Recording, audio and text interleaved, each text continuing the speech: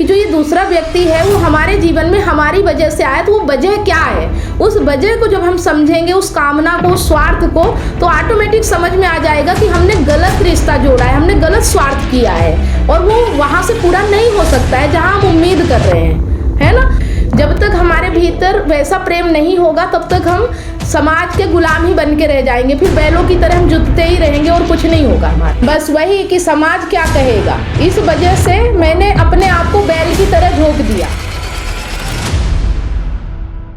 तो जहाँ तक हम समझ पाए ज्यादा प्रॉब्लम हमें अपने आप से होती है, अंदर की तरफ हमको सीखना पड़ता है। हम लोग ज्यादातर बाहर की तरफ भागते हैं, बाहर की एक एग्जाम्पल के रूप में जैसे बताया कि स्किन कैंसर का कुछ घाव जैसा होता है तो हम लोग बाहर से इलाज उसका करते हैं, खुरच करते हैं, तो वो हम लोग अपने आप इलाज करते हैं, तो वो तो ठीक होने वाला नहीं। तो हम लोग डॉक्टर के पास जब जाते हैं तब समझ में आता है कि अंदर का इलाज क्या है, उसका कारण क्या है। हो सकता है वो तक पहुंच गया है तो समस्या के जड़ तक जाते हैं और हम लोग कोशिश करते हैं कि हम लोग बाहर से ठीक कर लें, तो इसलिए नहीं ठीक होता है। ठीक है, तो ये चीज़ें समझ में आ गई ना कि अगर हम कहते हैं कि समस्या किसी दूसरे से है तो वो गलत है। क्योंकि समस्या की जड़ हम हैं, क्योंकि दूसरा व्यक्ति हमारे जीवन में हमारी वजह से आया है ना। मैंने कई बार बोला है कि जो ये दूसरा व्यक्ति है वो हमारे जीवन में हमारी वजह से आया, तो वो वजह क्या है, उस वजह को जब हम समझेंगे, उस कामना को, उस स्वार्थ को, तो ऑटोमेटिक समझ में आ जाएगा कि हमने गलत रिश्ता जोड़ा है, हमने गलत स्वार्थ किया है और वो वहाँ से पूरा नहीं हो सकता है जहाँ हम उम्मीद कर रहे हैं, है ना। और हम कितना भी उम्मीद कर लें, जब हमारे हाथ में ही नहीं है तो दुख के अलावा हमें क्या मिलेगा, ये बताइए, है ना। तो उसका इलाज कहाँ करना है, जहाँ से शुरुआत हुई है, जो जड़ है उसकी, है ना। एक पेड़ बनता है तो जड़ से ही शुरुआत होती है ना। तो हमें पेड़ के पत्ते को नहीं देखना है, तना को नहीं देखना है, हमें उसके जड़ तक पहुँचना है, ठीक है। और जड़ का इलाज एक ही है, अपने आप को देखना, अपने आप को जानना। अपने जैसे जैसे आप अपने आप को जानते जाओगे, अपने आप को देखते जाओगे, वैसे वैसे आपकी समस्याएं खत्म होती जाएंगी, ठीक है।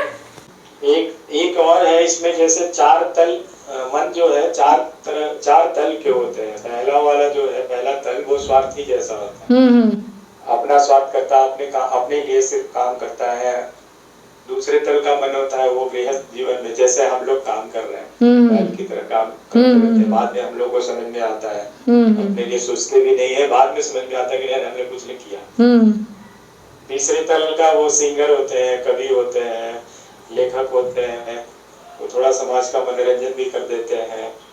चौथे तल का निस्वार्थ वाला होता है, जो ऋषि मुनि होते हैं। तो हमारा मन वैसा होना चाहिए, हमारे अंदर वैसा प्रेम होना चाहिए जो एक महात्मा, एक ऋषि का हो सकता है। जब तक हमारे भीतर वैसा प्रेम नहीं होगा तब तक हम समाज के गुलाम ही बन के रह जाएंगे, फिर बैलों की तरह हम जुतते ही रहेंगे और कुछ नहीं होगा हमारा, है ना।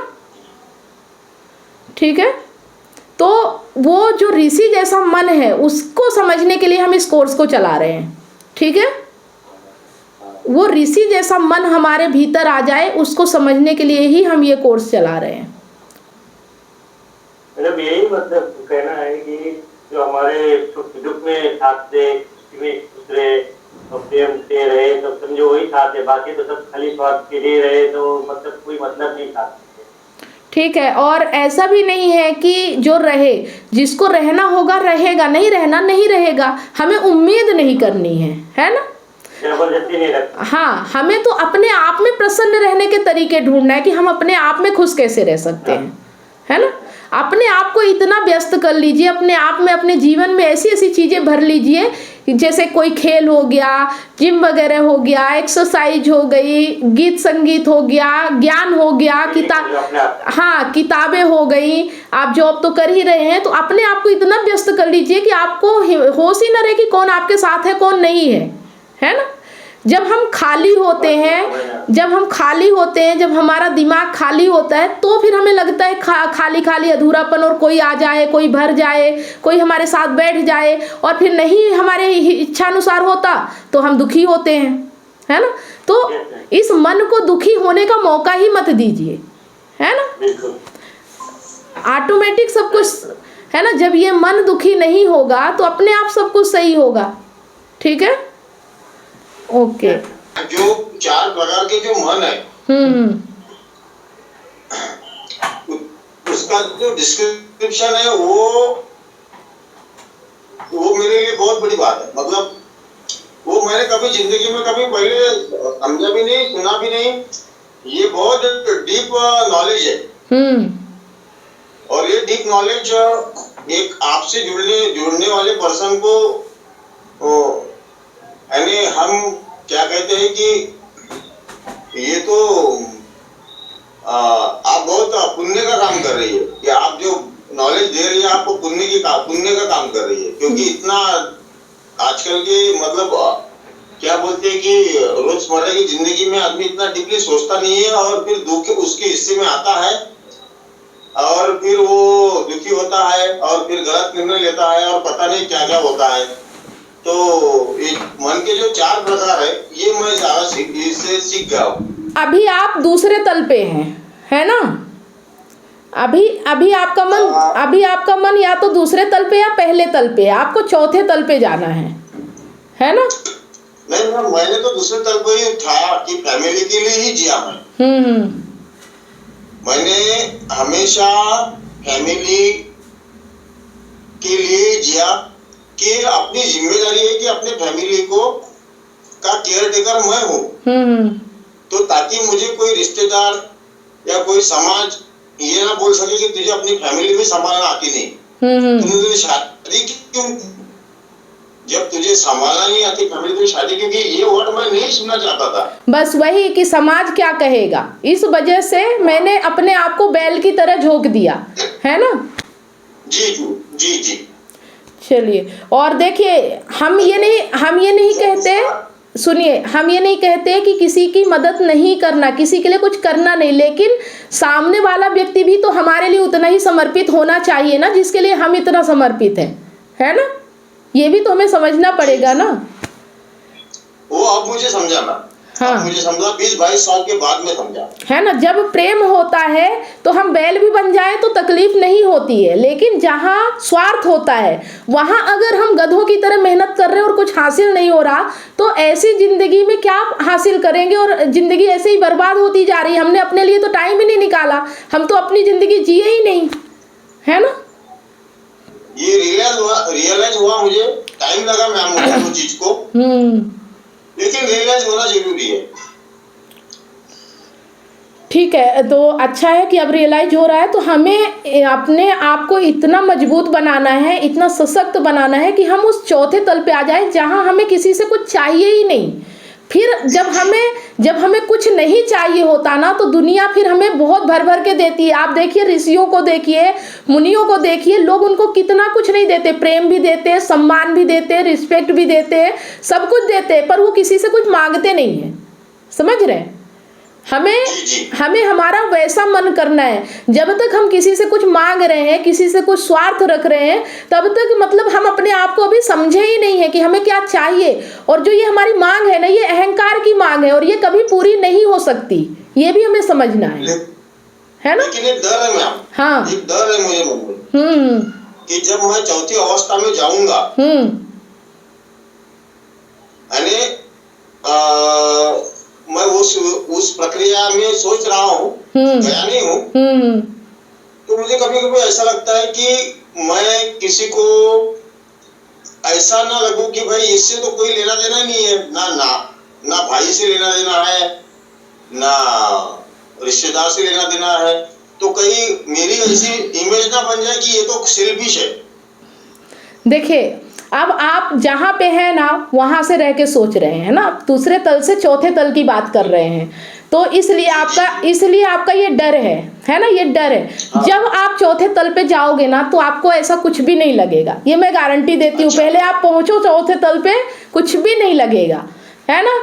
क्यों नहीं लगेगा? क्योंकि ये डर आपके अंदर समाज का है, भाइयों का है, इसका है। तो ये कौन सा है? ये जो अभी आप बने हुए हैं ना, ये इसका डर है। ये उस चौथे मन का डर नहीं है, ये आपके अभी के मन का डर है ना। तो इस डर को लेके आप वहां तक पहली बात तो पहुंच ही नहीं पाओगे, धीरे धीरे इसको खत्म करना पड़ेगा, तभी आप वहां तक पहुंचोगे। ये डर को ही तो खत्म करना है ना। ये जो हमारा डर है ना, इसी से बगावत करनी है। जब तक आप इससे बगावत करने के लिए तैयार नहीं होगे, तब तक आप चौथे तल पे कैसे पहुंच सकते हो। और जब आप बगावत कर दोगे, जब आप इससे लड़ जाओगे, तो फिर डरना क्या है। डर तो तब तक होता है जब तक आप भिड़ते नहीं हो। जब भिड़ ही गए तो आप क्या, अब तो जो भी होगा आर या पार करना ही है। दुनिया चाहे सोचे चाहे समाज सोचे, हम सिर्फ सच के लिए जिएंगे, किसी के सोचने के लिए नहीं जिएंगे, किसी के कहने के लिए नहीं जिएंगे। जो सही होगा सिर्फ हम वही करेंगे। जो चौथे तल पे होता है ना, जो आत्मा की ओर चला जाता है, जो ये जान जाता है कि सच क्या है, तो फिर उसका जो भी कर्म होता है वो गलत होता ही नहीं है। वो फिर गलत और सही की परवाह नहीं करता है, वो सिर्फ कर्म करता है। ठीक है जी। मतलब परवाह ही खत्म हो जाती है, फिर कुछ परवाह नहीं रह जाती, कौन क्या कहेगा, कौन क्या बोलेगा, क्योंकि उसे किसी से कुछ चाहिए ही नहीं। और जब किसी को किसी से कुछ नहीं चाहिए होता है, तो फिर वो जो निस्वार्थ होकर काम करता है ना, वो कर्म ही अलग होता है। वो फिर कर्म ही कुछ कहा ही नहीं जा सकता, उसके लिए कोई परिभाषा ही नहीं है। वो कर्म मतलब वही मात्र एक कर्म होता है जो करने लायक होता है। ठीक है, वही एक कर्म होता है जो किया जाना चाहिए। ठीक है जी मैम, टाइम लगेगा वो चीज को? टाइम नहीं, यहीं से शुरुआत होगी, यहीं से। मतलब ये जो डर है ना, इसको धीरे धीरे खत्म करते जाइए, यही प्रक्रिया है और कुछ नहीं है।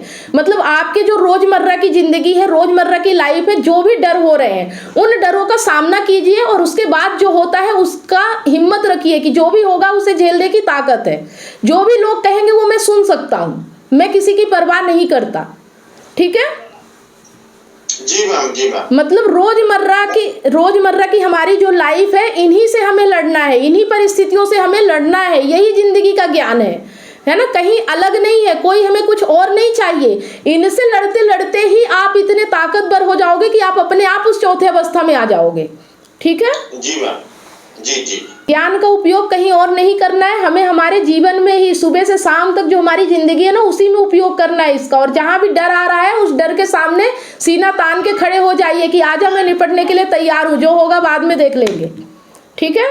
इतनी सारी काउंसलिंग करने के बाद मुझे रियलाइज हुआ कि लोग अपने रिलेशनशिप और लाइफ से कितने ज्यादा परेशान हैं। जबकि मैंने अपने YouTube चैनल और Facebook पेज पर हजारों वीडियो रिलेशनशिप से रिलेटिव फ्री में डाल रखी हैं, फिर भी लोग पर्सनल काउंसलिंग चाहते हैं। नमस्कार दोस्तों, मैं कमलेश सोनी एक रिलेशनशिप कोच हूँ। 2019 से लेकर आज तक हजारों लोगों को मैंने फोन पर मदद किया है, जो लोग अपने रिलेशनशिप प्रॉब्लम्स को लेकर मुझे कांटेक्ट करते हैं। अब मेरा ये मिशन है, जो लोग रिलेशनशिप प्रॉब्लम्स को लेकर हताश और निराश है, ऐसे लोगों की मैं मदद करूं, ताकि लोग अपने रिलेशनशिप को खुद ही ठीक कर सके और जीवन में हमेशा खुश रहे, ना कि निराशा की ओर आगे बढ़े। जिस तरह से आपको बीमारी ठीक करने के लिए एक्सपर्ट डॉक्टर की जरूरत होती है, वो चेकअप करके आपका इलाज करता है, उसी तरह से आपको एक काउंसलर की जरूरत पड़ती है आपकी एग्जैक्ट प्रॉब्लम को समझकर उसका सलूशन देने के लिए। तो आप दिए गए नंबर पर काउंसलिंग के लिए अपॉइंटमेंट बुक करा सकते हैं।